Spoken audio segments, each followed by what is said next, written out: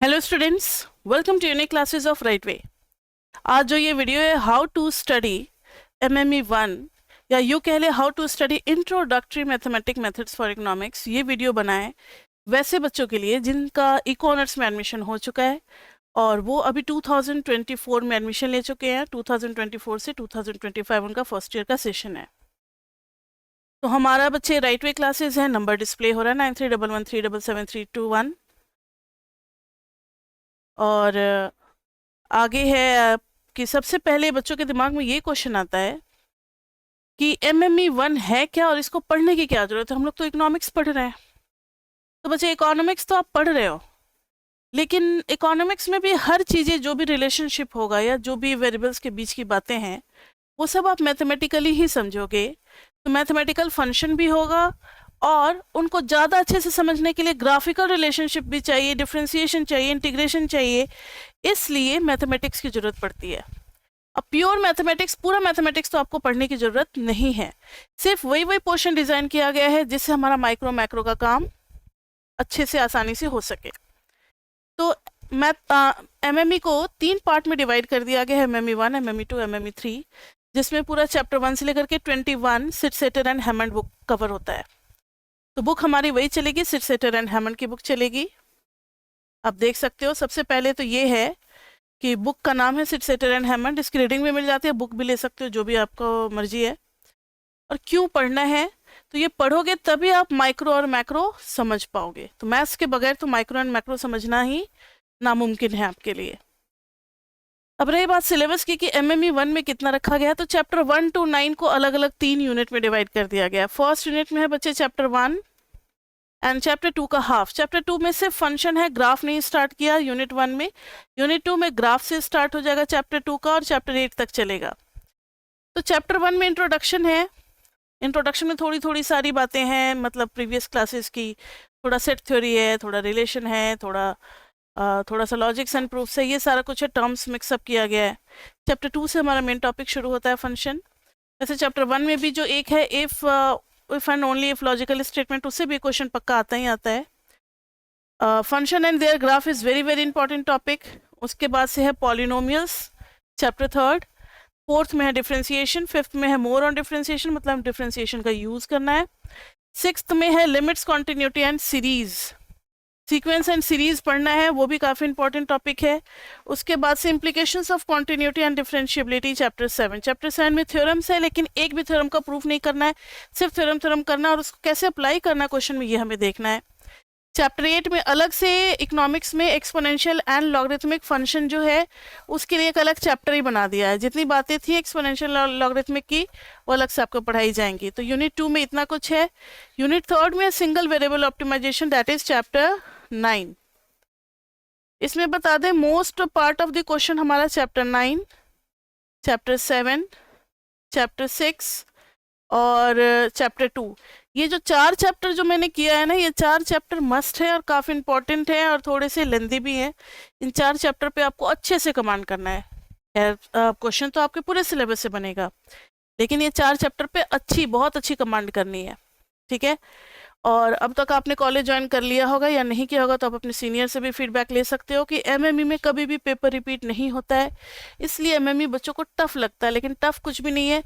MME को 3 से 4 बार पढ़ने की जरूरत है। जैसे ही पढ़ोगे आपको टीचर जैसा हर टॉपिक याद आ जाएगा, हर चीज जब सिलेबस जैसा पूरा रटा हो जाएगा तब आप डिसाइड कर पाओगे, तब आप चेक कर पाओगे कि जो एग्जाम में क्वेश्चन दिया हुआ वो किस 2 चैप्टर से मिक्स करके दिया। हाइब्रिड क्वेश्चन आते हैं, ऐसा कोई क्वेश्चन प्योरली नहीं होगा जो सिर्फ चैप्टर 2 से होगा।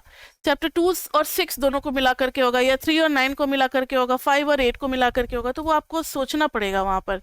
इसलिए हम लोग आपको तैयार करते हैं, पूरा अच्छे से कोचिंग देते हैं, हर चीज पढ़ा करके एक एक बारीकी आपको समझा देते हैं और प्रीवियस पेपर भी करा देते हैं ताकि आप में कॉन्फिडेंस आ जाए और फिर वहां पे आपको क्वेश्चन करने में कोई दिक्कत नहीं होती है। तो कोर्सेज में क्या क्या है, तो कोर्सेज में आपको यहाँ पर मिलेगा ऑनलाइन लाइव और online recorded, online live and online recorded.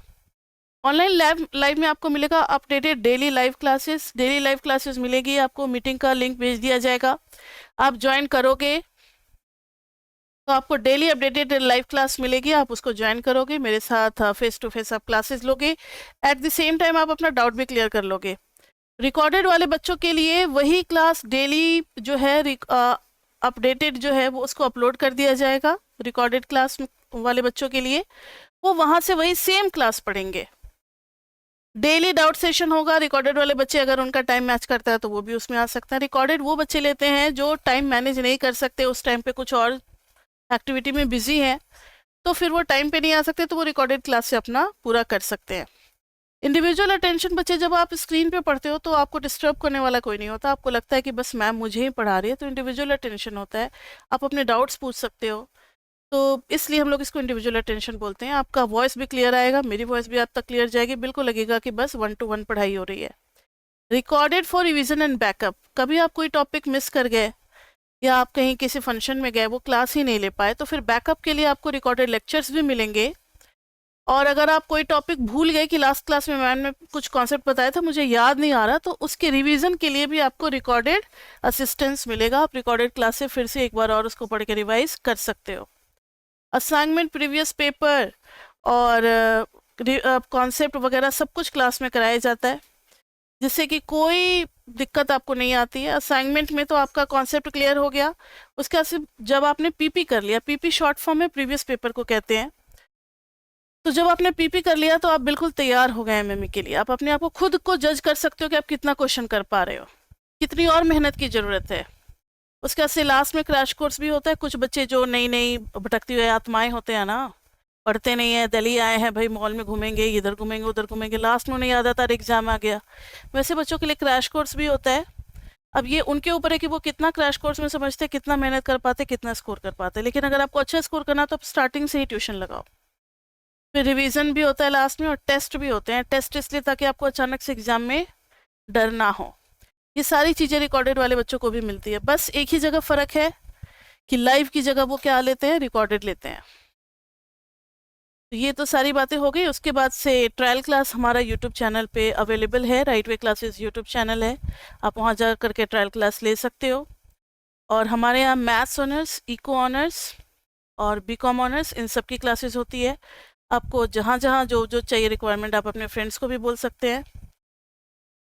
For any inquiry and suggestions feel free to message at 9311377321। कोई भी इंक्वायरी करनी हो या कोई भी सजेशन देना हो तो आप इस नंबर पे मैसेज करें 9311377321 पे। और मुझे जितना लगा कि एक बच्चे को स्टार्टिंग में गाइडेंस चाहिए वो तो मैंने दे दिया। अब किस चैप्टर के अंदर में क्या है ये तो जब आप पढ़ोगे तभी पता चलेगा। तो ये एमएमई 1 का पूरा गाइडेंस था बच्चे आपके लिए। और चलते हैं फिर एक नए सफ़र पे। That's all, best of luck for your future. See you in our classes, till then bye bye bye bye bye.